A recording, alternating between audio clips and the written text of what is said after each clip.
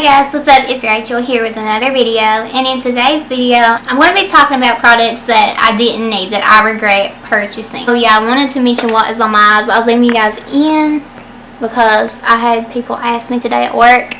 I am wearing the Natasha Denona Gold palette and I keep blinking.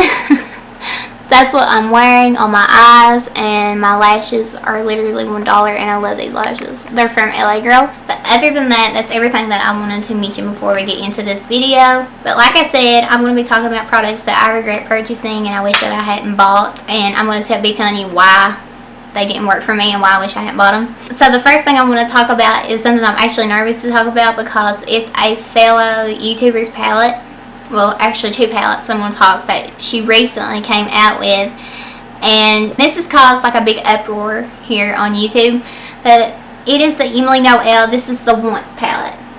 I thought about doing a review on my channel for this palette. Honestly, can't get it to work for me. This formula is not the best. They feel really smooth to the touch, but the formula and the pigmentation is just very hard to blend. And this is what it looks like on the inside. I have played with this palette. I've swatched this palette. I've seen reviews on this palette, but I played with the palette before, I watched videos because I didn't want it to interfere with what I thought. But this palette is just not, it is not there. Like I said, the pigmentation and the formula is just very, very hard to work with.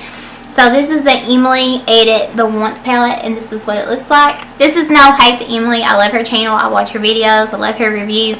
But this just did not work for me. Going right along with that is the Needs palette, and it looks like this. I will say her packaging on these palettes are beautiful, except the only downfall was mine come in the mirror was like flimsy, like when I bought it.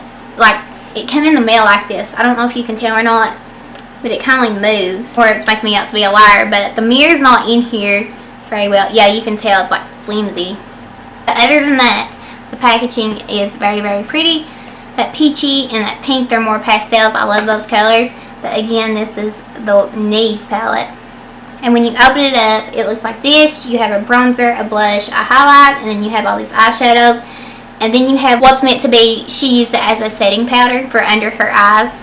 Like the Once palette, they are extremely smooth to the touch, but they are very chalky and they don't blend out well, and they're not pigmented. Face products are fine. They're just not great, and I'm not going to grab this palette just for the face products when I have so many singles that I like and prefer over this. I feel like it was a good idea to have it all in one, and I like the idea that you can use that bigger pan as a setting powder for under your eyes, but it was a huge miss for me, and I hate saying that, and so that's partially why I didn't do a review on it, because it did cause a big uproar, and I didn't want to put out a negative review on it. But again, this was the Once palette, and this was from Emily Noel, the Emily Edit collection. The next product we want to talk about is from Natasha Denona, and the reason that I put this palette in my video is strictly because of the colors. I don't feel like this palette matches with the larger size of the Lila palette, but this is the midi version. These colors just don't inspire me. It's nothing that I want to grab for. The formula is fine on it. There's nothing wrong with it, but I honestly regret purchasing it because I never use it. I'd reach for the larger one rather than this. So again, when you open it, this is what it looks like. I'm just never going to reach for this, and I wish I hadn't bought it and spent $25. I could have put that towards something else, but again, this is the Natasha Denona Lila palette. The next product I'm going to talk about is from Lorac, or however you say it. If you say Lorac or Lorac, but I say Lorac. And this was a collection not too long ago, but this is a little bit older. This is the Beauty and the Beast collection, and this is the eyeshadow palette, and it looks like this. I honestly just bought this for the packaging. I saw this and I was like, oh, Disney. But then opening it up, this is what the colors look like. And they are just very boring. There is nothing wrong with the formula. I love Lorac shadows. I used to not like them because they have a very specific type of formula. It's very smooth. Almost so smooth that it I don't know, it's weird blending them out because they are so smooth. And you'd think that'd be a good thing, but a lot of people don't like Lorac's formula because of it being so smooth. But these colors just didn't inspire me. The formula is fine. I bought this strictly for the packaging, and I wish I hadn't bought it because I never touch it. But if you are someone that was interested in this palette and you never got your hands on it, I know recently people have been finding this palette at Marshall's, except my Marshall's. I don't know what happened, but I went not too long ago and there was literally nothing high end. There was just nothing hardly at all. They had a lot of brushes, but that was it. I used to go in there and I'd find like a bunch of high-end stuff, so I don't know what happened, but I think that's just because it's my Marshalls. But I have been seeing a lot of people find this recently, so like I said, if you are interested, I would check Marshalls. The last product that I'm going to talk about is something that is from this holiday season. It's from Too Faced, and it looks like this, and I honestly wish I hadn't bought this. First off, the packaging is just annoying, and I don't see how this is practical for anybody. And literally, I only like the top half of it. So this is, like I said, this was from this holiday season. And when you open it up, the first part of it is the part that I like, and it's the little face trio. You have a bronzer, a blush, and a highlighter. The blush and the highlighter are both glowy, and then the bronzer is like a satin finish, and it looks like this. These are very, very nice. This is like, I wish Too Faced would do this in their singles.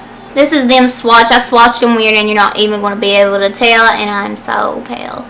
But they are very, very nice, and I'd have bought this alone, but I wish it was like in different packaging. I'm never going to use this, by the way, because look at this packaging. And then when you open it up, on the second half of it, you have these eyeshadows, and I have tested these eyeshadows out, and they are typical Too Faced poor quality holiday season palettes, and they just don't work good. The pigmentation's not there, the blend's not there.